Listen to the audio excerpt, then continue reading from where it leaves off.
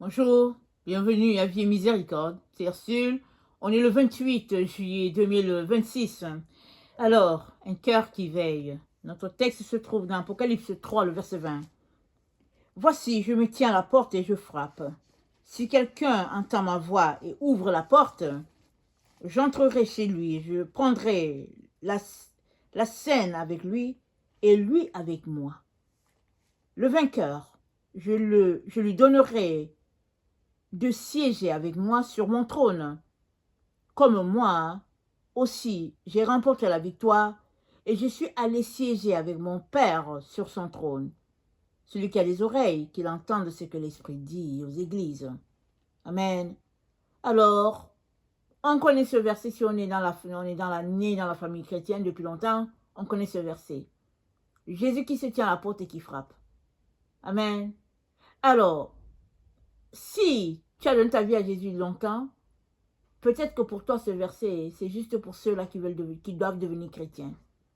On l'utilise souvent pour les nouveaux convertis. On leur dit, Jésus-Christ se tient à la porte de ton cœur. Il frappe, veux-tu lui donner ta vie? Par la grâce de Dieu, les gens donnent leur vie à Jésus. Et, alléluia, c'est la même chose que Dieu est en train de faire en ce moment. S'il y a quelqu'un qui est en train d'écouter cette vidéo, qui ne connaît pas le Seigneur Jésus, alors laisse-moi te dire que Jésus-Christ va être ton ami. Il va être ton sauveur. Et il aimerait, amen, que ta vie ait un nouveau départ. C'est que ta vie puisse être remplie de la présence de Dieu et que tu puisses passer l'éternité avec Dieu toute ta vie. Amen. Alors, donne-lui ton cœur et il fera sa demeure en toi. Amen. Il te suffit d'ouvrir la bouche pour lui dire, Seigneur Jésus-Christ, j'aimerais être ton enfant, j'aimerais que tu sois mon sauveur, et tout est fait. Et il va te montrer toutes ces choses que tu fais et qu'il n'aime pas, tu vas lui demander pardon. Et maintenant que tu te retrouves à faire cela, il est important, n'est-ce pas, que tu puisses lire ta Bible, prier et changer les choses qui doivent changer afin de demeurer dans le Seigneur. Amen.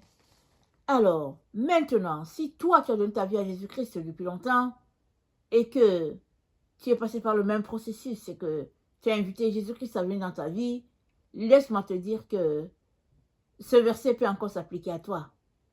Parce que Jésus-Christ s'est dit, voici je me tiens à la porte et je frappe. Tous les jours, Jésus-Christ se tient à la porte de notre cœur et il frappe. Tu ne sais pas la raison pour laquelle il frappe. Alors, quand on n'a pas encore donné sa vie à Jésus, il se tient à la porte, il frappe pour le salut, parce qu'il veut que tu deviennes son enfant. Mais quand tu lui as donné ta vie, il se tient toujours à la porte. Peut-être qu'il frappe pour que tu puisses te sanctifier. Peut-être frappe-t-il parce qu'il veut te donner une commission à faire. Peut-être frappe-t-il parce que il veut te récompenser de quelque chose. Alors, la question, elle est, mais est-ce que tu entends? C'est là que se trouve la question d'aujourd'hui. Quand Jésus-Christ frappe à ta porte, est-ce que tu entends? Très très souvent, on n'entend pas. Pourquoi? On est pris, parce qu'on est pris à d'autres choses. On ne sait pas combien de fois par jour Jésus-Christ frappe à la porte de notre cœur. Combien de fois est-ce que Dieu nous parle? On ne sait pas. La Bible dit, Dieu parle tantôt d'une manière, tantôt d'une autre, mais l'on n'y prend point garde. Donc, le nombre de fois où Dieu nous interpelle, ou bien s'intéresse à nous et veut nous parler, veut nous dire quelque chose, on ne peut pas le compter, on ne peut pas le nommer. Toutefois, il est important que tu saches que tu as besoin de répondre. Quand il frappe à la porte, tu as besoin de répondre et puis d'ouvrir.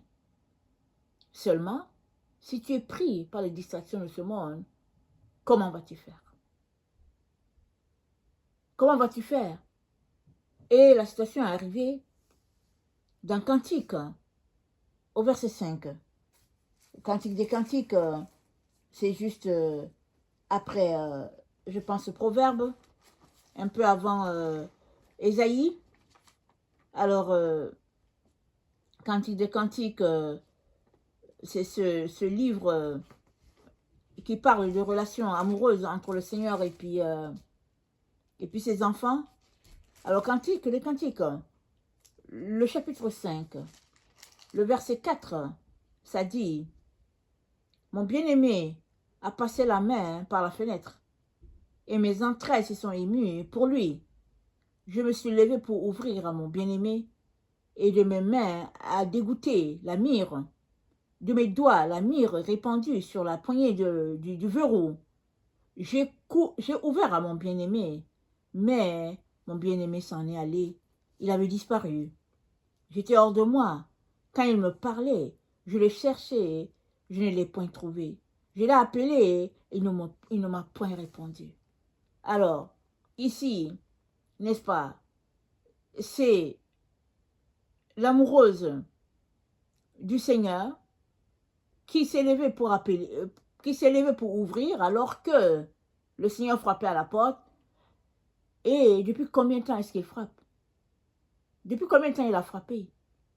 Pourquoi a-t-il décidé de partir? Était-il tout simplement venu pour savoir si elle était éveillée? Ou bien était-il venu pour passer du temps avec elle et puis en réalité, elle était endormie? Mais ça nous dit au verset 1, non, c'est pas ça. Ça nous dit au verset 2, c'est dit, j'étais endormi, mais mon cœur veillait. C'est la voix de mon bien-aimé qui frappe. Ouvre-moi, ma sœur, mon amie, ma colombe, ma parfaite. Elle a reconnu, elle dit, j'étais endormie, mais mon cœur veillait. Elle dormait parce que physiquement, notre corps a besoin de se reposer. Mais où se trouve son esprit? Son esprit était éveillé. Son esprit n'était pas endormi. Ce n'était pas endolori par les choses de la vie. Ce n'était pas fatigué par les films, Internet, n'est-ce pas, les choses de ce monde. Son esprit n'était pas là-dedans. Son esprit veillait alors que son corps se reposait. Si bien qu'elle a entendu que le Seigneur frappait à la porte. Elle a couru pour ouvrir parce qu'elle s'est dit, ah, mon Seigneur est là. Mais il s'en est allé. Alors il se pourrait qu'il était en train de jouer avec son ami, comme souvent Dieu joue avec nous à cache-cache, pour nous amener à le chercher encore parce qu'il veut nous donner plus. Il se pourrait que ce soit ça. Parce qu'elle, elle voulait son bien-aimé là, alors que lui, il voulait s'assurer tout simplement qu'elle est éveillée encore. Et elle n'a qu'à continuer de le chercher. Parce qu'on grandit alors qu'on cherche le Seigneur. Si finalement, tu as arrêté de le chercher, c'est fini, tu ne peux plus grandir. Tu as arrêté.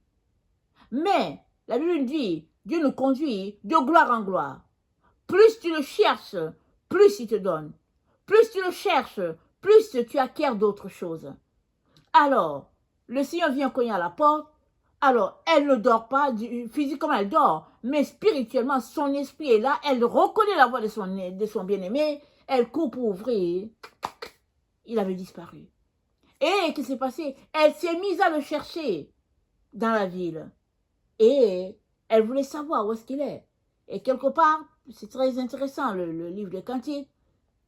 Elle rencontre, n'est-ce pas, les gardes.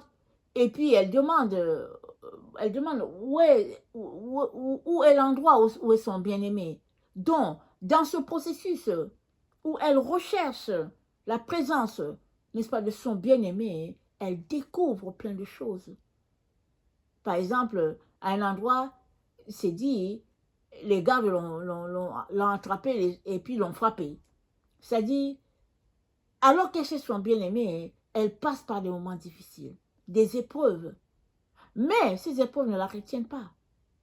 Elle finit n'est-ce pas, par se retrouver avec son bien-aimé, malgré les épreuves de la vie. Tout cela, c'est pour dire que tu as besoin, amen, d'avoir un esprit éveillé dans ce temps où nous sommes. Peu importe les difficultés par lesquelles tu passes, peu importe les circonstances, n'est-ce pas, qui sont les tiennes, Dieu est avec toi. Il te garde, il a l'œil sur toi. Il s'assure que tu as tout ce dont tu as besoin pour pouvoir passer à travers ces moments intenses-là. Maintenant, quand il a cogné à la porte et puis elle allait ouvrir, qu'il s'en est allé, elle aurait pu décider pour dire, ok, moi j'en ai assez, c'est bon. Je ne veux plus rien savoir et puis c'est assez. Elle aurait pu décider ça et ce serait fini. Mais c'est pas ça qu'elle a décidé. Elle est allée à la recherche de son bien-aimé pour dire, il est où? Je veux de lui, j'ai besoin de lui, je veux être avec lui. Et c'est ça que nous avons besoin dans ce temps où nous nous trouvons. C'est ça que le Seigneur aimerait voir en nous. C'est-à-dire un cœur qui le désire, un cœur qui soupire après lui, un cœur qui le cherche. Parce que le Seigneur, il nous aime. Il aimerait toujours être avec nous. Mais nous, jusqu'où on est prêt à être avec lui? Comment est-ce qu'on l'aime? Souvent, on l'aime juste parce qu'il peut nous donner des bonbons. Il peut régler notre problème. Alors on dit, ah oui, Jésus, je t'aime et tout, et puis on est là après lui. Mais s'il ne nous donne pas ce qu'on aimerait, souvent on dit, Jésus, moi je suis fatigué d'être avec toi. Et c'est dommage, n'est-ce pas? C'est triste parce que le Seigneur est blessé. Parce que lui aussi, il connaît, n'est-ce pas, des temps difficiles, des temps d'abandon de notre part.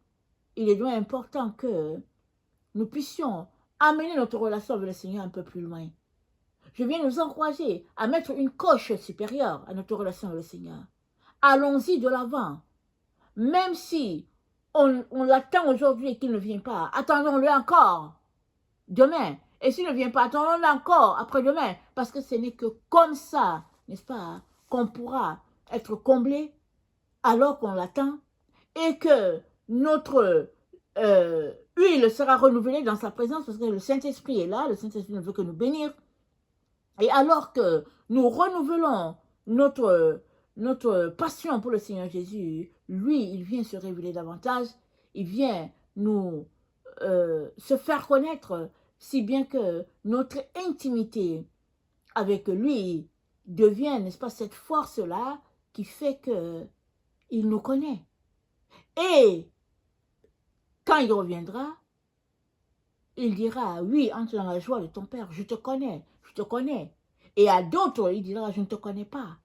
Ils vont dire, oui, Seigneur, mais tu te rappelles, voilà ce que j'avais fait, je faisais ceci pour toi, je faisais cela pour toi, je faisais ceci. Jésus va dire, je ne te connais pas. Parce que tu t'es retrouvé à être dans une relation juste de cause à effet avec ton Seigneur. Tu faisais les choses pour tes intérêts. Mais ici, il est question de bâtir ton intimité avec le Seigneur, de marcher dans la proximité avec lui, comme marche un homme et sa femme qui sont intimes, qui s'aiment. C'est ça l'image ici. Alors que tu marches comme ça, main dans la main avec ton Seigneur, dans l'intimité, dans la proximité, c'est comme ça que, tout simplement, tu rentreras dans la maison de Dieu, n'est-ce pas? Parce que cette intimité que tu auras commencé sur cette terre, tu la prolongeras juste dans la présence de Dieu. Alors, c'est ce type de relation que le Seigneur aimerait qu'on puisse avoir avec lui. Et je viens nous encourager à ne pas nous laisser distraire, à ne pas nous laisser emporter par notre illusion, mais à aimer le Seigneur vraiment et à poser des actions qui nous séparent des choses de ce monde afin de nous attacher plus à lui. Amen. Que le Seigneur bénisse sa parole et que sa joie soit notre force en ce jour. Amen. Alléluia. Amen.